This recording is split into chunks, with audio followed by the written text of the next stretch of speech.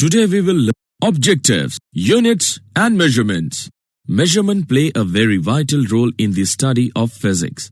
Measurement of a physical quantity requires A. A standard in the form of which that quantity is to be measured. B.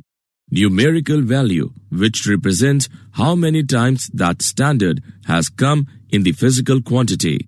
Units are classified in two categories. They are A. Fundamental units and B. Derived units. A. The units of fundamental quantities are called fundamental units. B. The units which are derived with the help of fundamental units without involving any numerical value are called derived units. The International System of Units. Internationally, 4 systems are used for length, mass and time. A. MKS system, that is meter, kilogram, second system. B. CGS system, that is centimeter, gram and second system. C. FPS system, that is foot, pound, second. D. SI system, that is International System of Units. Assessment. Measurement of length. As you know, we use meter scale, vernier calipers, screw gauge, etc. for the measurement of length. We use some indirect methods for A. Measuring large distances and B. Measuring very small distances. A. Parallax method is used to measure very large distance. For example, distance between Earth and Moon. Let us understand with an example. A girl is observing the rod against a wall from 2 different points P and Q. She notices that the position of the rod seems to change with respect to the wall. This is known as parallax. The distance between P and Q is called basis. B.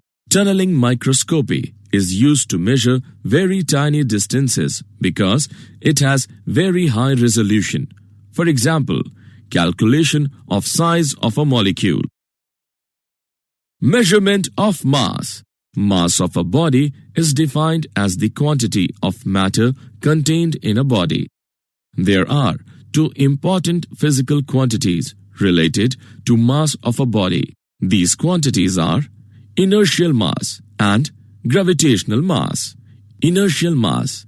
The mass of the body is determined by measure of the inertia of the body. The greater the mass of a body, greater is the force required to produce a given acceleration in the body. F is equal to ma, or m is equal to F upon a. Thus, a very heavy body has a larger inertial mass than a light body. In order to measure the inertial mass of a body, we make use of inertial balance. Gravitational mass. It is the mass of a body which determines the gravitational pull due to the earth acting upon it. In order to measure the gravitational mass of a body, we make use of common balance. The mass of an object is determined by comparing its mass with that of known masses. In terms of atoms and molecules, the standard unit of mass is Unified Atomic Mass Unit, that is U. 1 unified atomic mass unit is equal to 1 U is equal to 1 upon 12 of the mass of an atom of carbon-12 isotope including the mass of electrons is equal to 1.66 into 10 raised to the power minus 27 kg. Measurement of time. Any phenomenon that repeats itself can be used as a measure of time. The measurement is based on the counting of repetitions. The unit of time in all the system of units is second. Some techniques to measure time interval are given as electrical oscillators. These use an alternating current supply of frequency 50 Hz. The rotations of a synchronous motor run on this alternating current are used to obtain a time scale. Electronic oscillators. electromagnetic oscillations of very high frequency are produced by a semiconductor device. The small time period of such oscillations can be used to measure small time intervals. Quartz crystal clocks. A quartz crystal shows piezoelectric effect. The oscillations produced can be used to measure time intervals. Atomic clocks. These clocks make use of periodic vibrations taking place within the atoms. Radioactive dating. This technique is used to measure long time intervals by noting the ratio of the number of radioactive atoms which have undergone decay with the passage of time to the number of surviving atoms. Carbon has been used to estimate the age of fossils. Assessment. Error. The result of every measurement by any measuring instrument contains some uncertainty. Error in a measurement is defined as a kind of uncertainty. The accuracy of a measurement is a measure of how close the measured value is to the actual value of the quantity. Precision tells us to what resolution or limit the quantity is measured. There are three kinds of errors. Number 1. Absolute error. It is the difference between its measured value and actual value. Number 2. Relative error. It is defined as the ratio of the absolute error in its measurement to its actual value. Number 3. Percentage error. It is the product of its relative error with 100. Example. Let's take an example of errors. A capacitor of capacitance C is equal to 2.0 plus minus 0.1 microfarad is charged to a voltage V is equal to 20 plus minus 0.2 volt. What will be the charge Q on the capacitor? Use Q is equal to CV. Let us see the solution. Q is equal to CV. On calculating, we get Q is equal to 40 into 10 to the power minus 6 coulomb. Error in C is equal to 0.1 part in 2 is equal to 5%. Error in V is equal to 0.2 part in 20 is equal to 1%.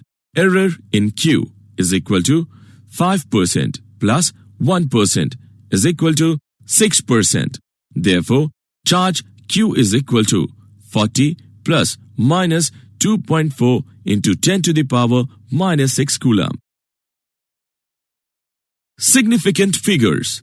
Significant figures in a measurement are defined as the known digits in that measurement. Number of significant figures in a measurement represents the level of its accuracy.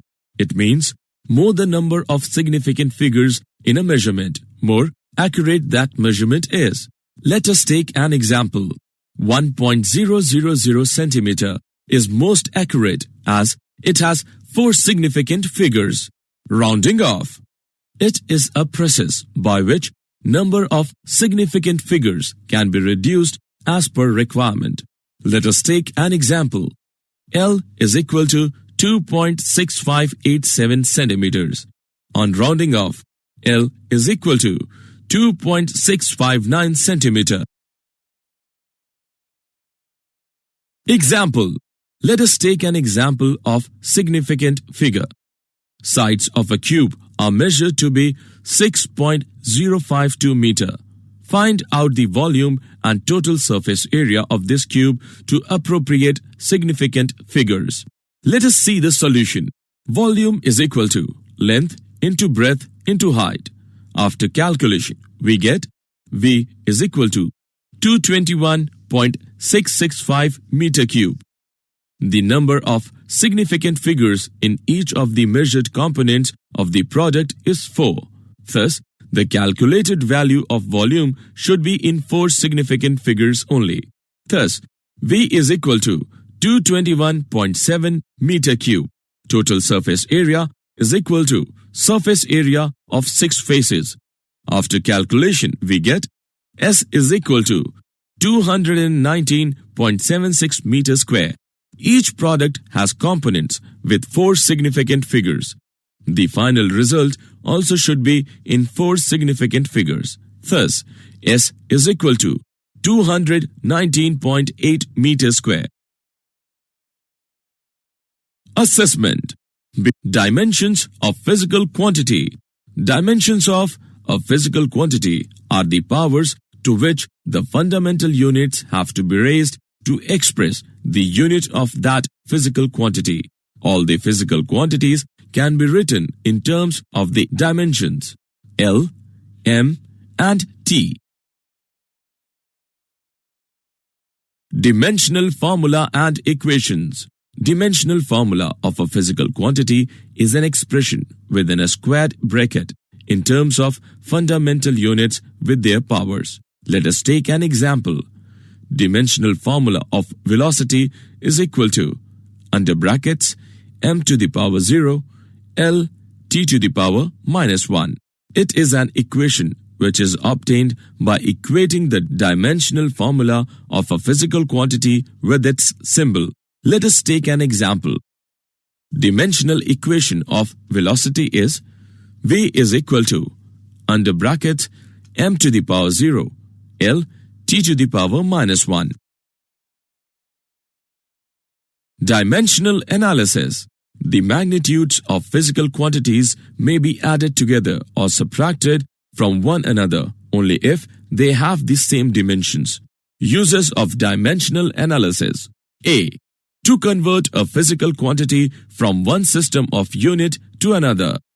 B. To check the correctness of a given physical relation. C. To establish a relation among the given physical quantities. Assessment. Did you know? The International Bureau of